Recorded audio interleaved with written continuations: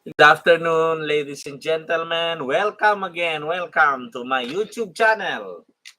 Let me introduce myself. I'm Attorney Ramon de las Alas. In case you're not familiar with me, I am the owner and regular host of this YouTube channel, NBA Trivia and NBA Sports Cards et al., where you can uh, find or know the most difficult NBA trivias uh, in the world.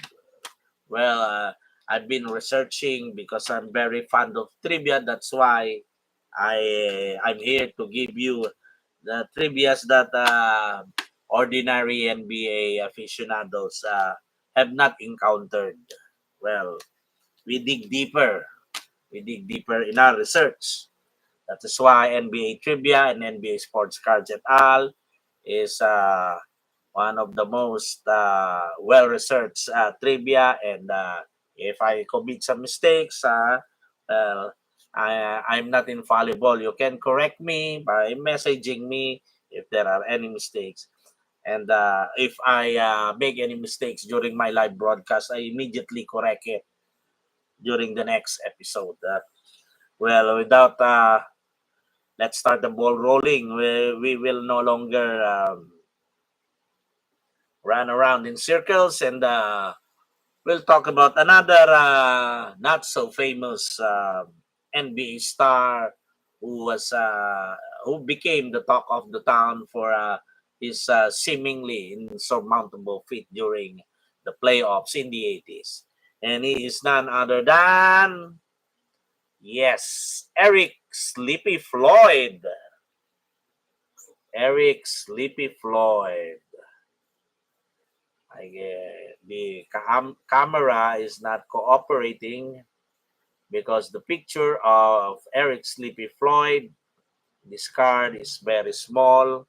This is the back of the card. Well, I hope the camera cooperates. It has not done so.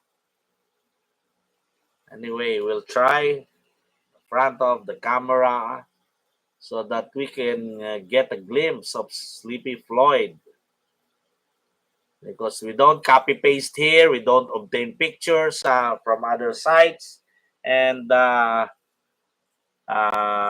assume that we have been permitted to use those pictures. These cards were bought. That's why I paid for the pictures, and the trivia herein are not copy pasted from a particular site because I have been researching for so long. That's yes. That's more I like it. This is the rookie card of Sleepy Floyd. Well, Sleepy Floyd, Eric Sleepy Floyd, was a 6'3" guard from Georgetown. He was born last March 6, 1960 in Gastonia, North Carolina, U.S. He was only a one-time NBA All-Star in 1987, but he holds the NBA record for most points in a quarter and in a half. 29 points in a quarter, which I think is still unbroken, and in a half, 39. I think Klay Thompson made 37. Well, that was Eric Sleepy Floyd made this during the 1987 Game 4 Western Conference semifinals between his team, the Golden State Warriors, and the Los Angeles Lakers. And he also holds the record for least minutes in scoring 40 points in a game. He did it in 24 minutes. I think it's still unbroken by uh, by now. It still has not yet been broken. These are records that I think up to date. Well, his best season was during that year with the Golden State Warriors averaging 18.8 points per game, 3.3 rebounds, 10.3 assists, 1.8 steals per game. shooting 48.8% from the field and 86% from the charity stripe. That's Eric Sleepy Floyd. He weighed around 175 pounds during his playing career and was drafted by the New Jersey Nets in the 1982 NBA draft as the 13th overall pick in the first round. Yes, that was the pick 13th. Unlucky. That's why probably they traded him after an unspectacular rookie season. He was traded for Michael Ray Richardson, which proved to be beneficial for both teams.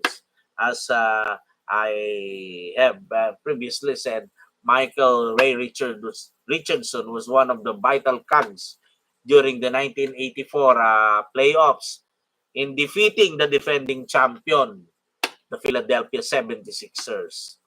The Philadelphia 76ers, led by Malone, Irving, Tony, Cheeks, Bobby Jones. Bobby Jones were defeated by the upstart Nets, Darrell Dawkins, Buck Williams, Otis Birdsong. Yes, that's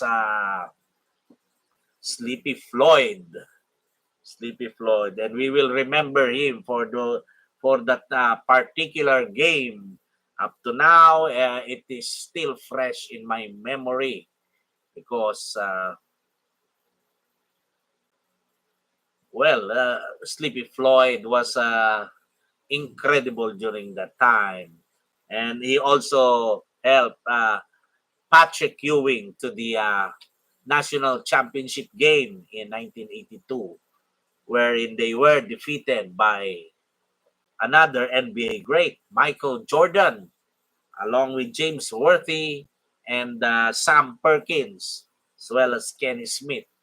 They were the NCAA champions. So they were the ones who defeated Georgetown. Well, Sleepy Floyd and Patrick Ewing were great, but unfortunately, the Tar Heels were greater during that time.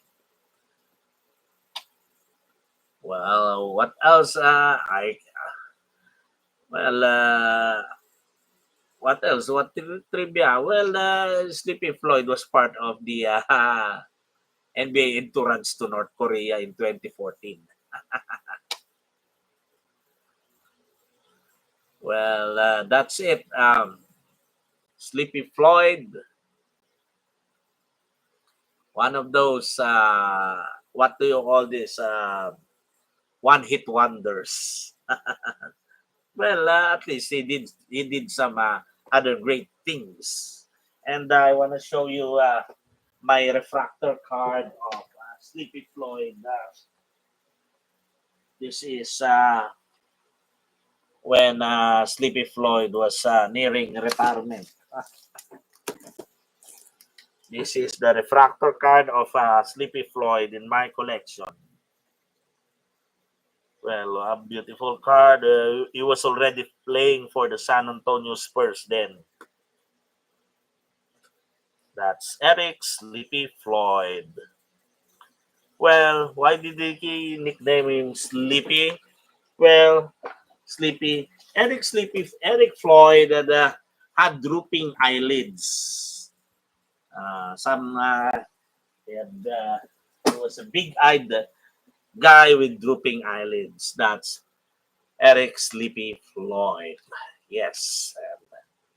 One more time for Eric Sleepy Floyd. This is the red, white, and blue border of Fleer issued in 1986. Same year as the rookie card of Michael Jordan. That's Eric Sleepy Floyd. Now we go back again to the near misses.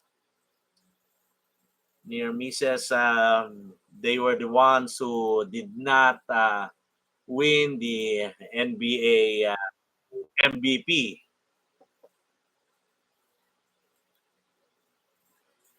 And, well, Jerry West. Jerry West placed second during the 1972 season in the MVP voting in the NBA.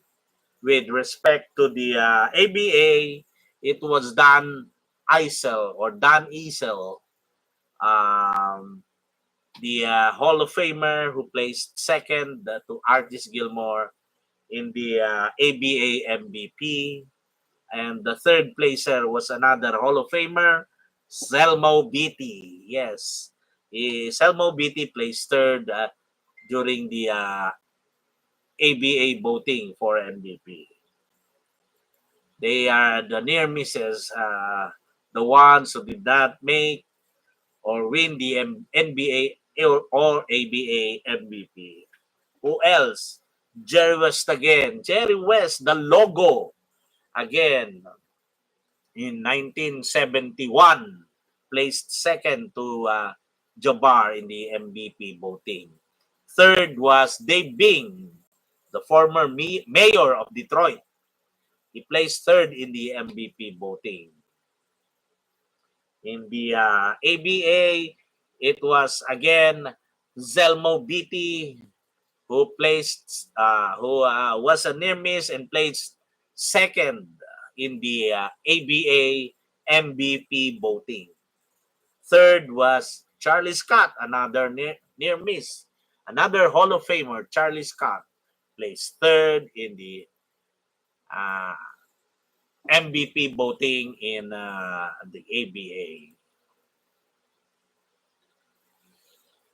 Well, with respect to the 1970 season, it was again Jerry West who placed second in the MVP voting. Always the bridesmaid, but never the bride. However, he was voted as one of the 50 greatest players in NBA history and was also one of my favorite players back in the day. Well, with the ABA, Rick Barry placed second in the ABA voting for MVP. During the time, there were two leagues, the ABA and the NBA and the ABA. During the late 70s and early 70s, up to mid 70s. For the during the 1969 season, well, Larry Jones, whom we talked about in a previous episode, was third in the ABA MVP voting. And with respect to the NBA, Billy Cunningham placed third in the NBA MVP voting. He won an MVP in the ABA, however, he never won in an MVP in the NBA. And the best he could do in the NBA was as a third placer. That was the 1969 NBA ABA voting. Well, for the 1968 NBA season, the near misses were also part of the 50 greatest. Lenny Wilkens placed second in the NBA MVP voting during the 1968 season, while Elgin Baylor placed third in the NBA MVP voting. They were the near misses. With respect to the ABA, it was Doug Moe who placed second in the ABA MVP voting.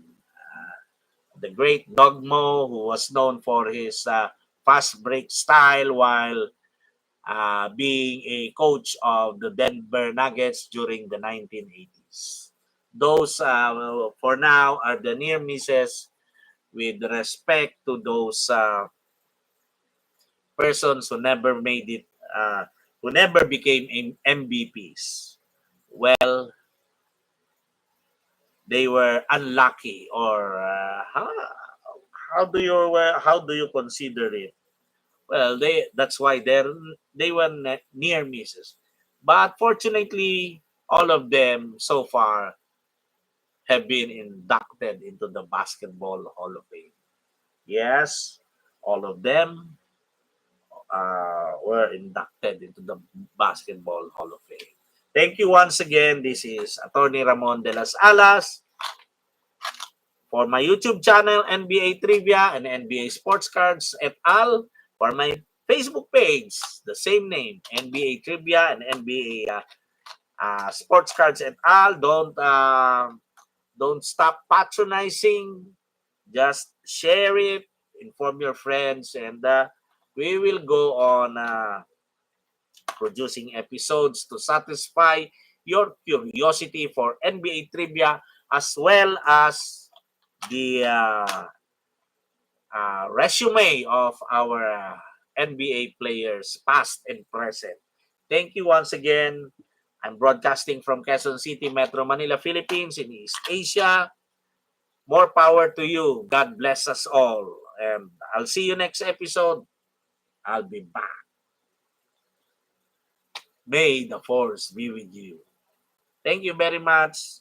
Don't change the dial.